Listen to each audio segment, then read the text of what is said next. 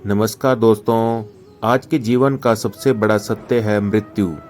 ये विधि का विधान ही है कि मृत्यु टाले नहीं टलती।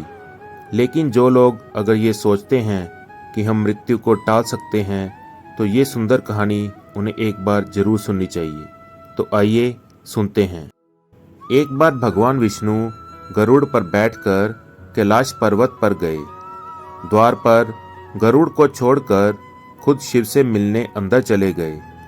तब कैलाश की अपूर्व प्राकृतिक शोभा को देखकर गरुड़ मंत्रमुग्ध थे कि तभी उनकी नज़र एक खूबसूरत छोटी सी चिड़िया पर पड़ी। चिड़िया इतनी सुंदर थी कि गरुड़ के सारे विचार उसकी तरफ आकर्षित होने लगे। उसी समय कैलाश पर यमदेव पधारे और अंदर जाने से पहले उन्होंने उस छोटे से पक्षी को आश्चर्य की दृष्टि से देखा। गरुड़ समझ गए कि उस चिड़िया का अंत निकट है और यमदेव कैलाश से निकलते ही उसे अपने साथ यमलोक ले जाएंगे। गरुड़ को उस छोटी सी चिड़िया पर दया आ गई।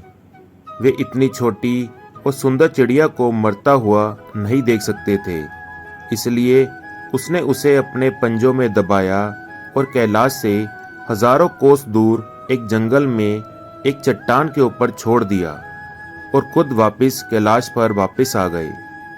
आखिर जब यम बाहर आए तो गरुड़ ने पूछ ही लिया कि उन्होंने उस चिड़िया को इतनी आश्चर्य भरी नज़र से क्यों देखा था।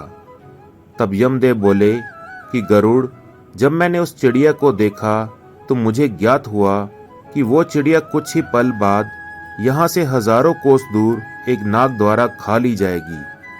मैं सोच रहा था कि वो इतनी जल्दी इतनी दूर कैसे जाएगी, पर अब जब वो यहाँ पर नहीं है तो निश्चित ही वो मर चुकी होगी। तब गरुड़ समझ गए कि मृत्यु टाले नहीं टलती, चाहे कितनी भी चतुराई की जाए।